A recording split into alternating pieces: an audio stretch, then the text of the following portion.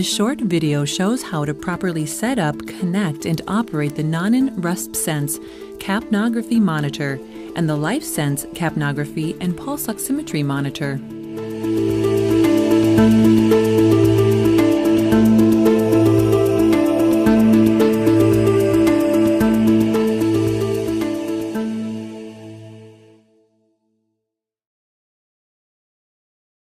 The LifeSense monitor uses Sidestream non-dispersive infrared spectroscopy to continuously measure and title SpO2 and respiration rate. Nonin Medical's LifeSense capnograph with proven SpO2 detection technology offers the earliest indicator of an adverse breathing event. The LifeSense capnography and pulsioximetry monitor adds SpO2 and pulse data collection for all-in-one respiration rate, pulse rate, carbon dioxide, and oxygen saturation monitoring. The capnography functions are the same on both the LifeSense and LifeSense models. The additional LifeSense SpO2 and pulse function will be described later in this video. Both monitors can be used with a nasal cannula or with a sample line attached to an endotracheal or tracheostomy tube via a T-connector and side port. Use only Nonin-approved sample lines available from Nonin Medical. The monitor has a wide touchscreen for easy programming and operation. It can be run with a Nonin-provided power supply attached to standard AC wall power or internal rechargeable battery pack. Using an incorrect power supply can give inaccurate results or damage the unit. The capnography monitor is ideal for both stationary and mobile monitoring applications, as well as for continuous monitoring or spot checks. All operations are performed on the touchscreen display. Setup consists of a monitor, moisture trap with filter, nasal cannula or T-connector and sample line, and the power supply.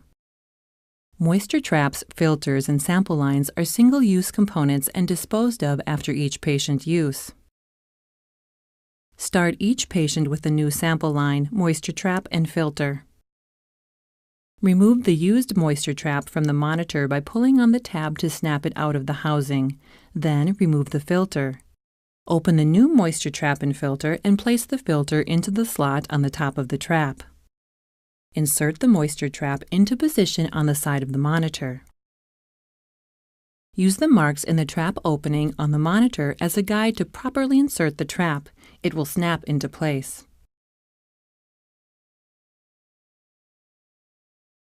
Have a supply of replacement moisture traps and filters on hand. 3 sizes of nasal cannula are available for adult, pediatric, and infant use. Place the nasal cannula and snugly attach the sample line to the moisture trap using the lure lock stem on the trap. T-connectors and sample lines for patients on supported ventilation are also available. We also recommend using Nafion tubing for ventilated patients receiving added humidification to reduce moisture buildup. Proper sample line placement and routing help prevent kinking occlusions or moisture buildup in the sample line. Keep the sample line clear of monitoring, IV, or other lines attached to the patient. Turn on the LifeSense monitor by pressing the on-off button in the upper right corner until you hear a beep. The monitor will run a brief self-test. After a few seconds, you will see several entry selection screens to choose initial settings. Alarms remain inactive for 2 minutes after starting the monitor. The first screen allows you to enable or disable alarms. The Disable Alarms icon drops all minimum alarm values to 0. You will then see the main screen. The Enable Alarms icon sets alarms to the default limits. The next screen lets you choose the patient size. You will then see the main monitoring screen. Alarm limits will appear on the display. The monitor always resets to the default alarm limits for your selected patient size at power-up. The default alarm limits are available in the operator's manual. You must reset the alarm values to your chosen limits if they are different than the default settings. Limits are easy to reset. Simply press the up or down arrow in the bar next to each value to scroll or tap to the desired value.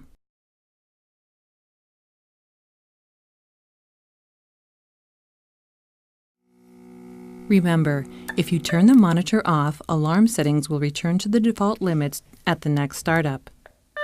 The monitor is now ready for use and will display data on the screen. You can see the patient's end tidal SpO2 value and respiration rate on the display. The trend graphs indicate the end tidal SpO2 and respiration rate trends for the last 1.5 hours, with markers at half-hour increments.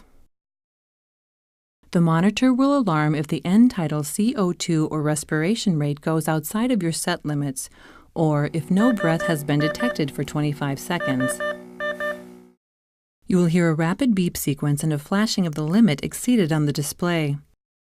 Other alarms with a slower beep speed may occur, indicating an equipment-related event you need to resolve. You can silence the audio alarm for 2 minutes by pressing the alarm silence button. A second press will resume the audible alarm. The audible alarm and screen message will stop once the problem is resolved or readings are within the alarm limits. The battery charge level displays a black bar in the battery icon. The display will indicate when you must recharge the battery. The monitor can run up to 8 hours on the internal battery when fully charged. The battery will charge when the unit is plugged into wall power, whether the monitor is in use or turned off. The charge indicator will illuminate green when the battery is charging. The LifeSense capnography and pulse oximetry monitor has a cable connector on the right side of the monitor to attach a Nonin Pure Light brand SpO2 sensor. The LifeSense monitor is designed for use with Nonin brand sensors only. Do not use the LifeSense unit with other brand sensors and follow the sensor instructions for use for proper sensor placement and care. SpO2 and pulse rate displays on the left side of the screen along with the ET, CO2, and respiration data.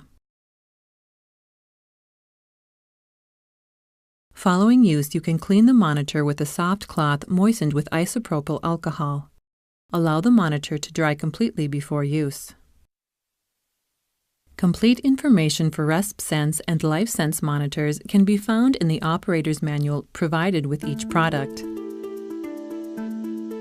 A nurse call cable, Nonin's TrendSense data collection module, and Nonin's SenseDAC cable for sleep labs are available for use with the RespSense and LifeSense monitors connected at the serial port. You can find additional use information on this and other Nonin products at www.nonin.com.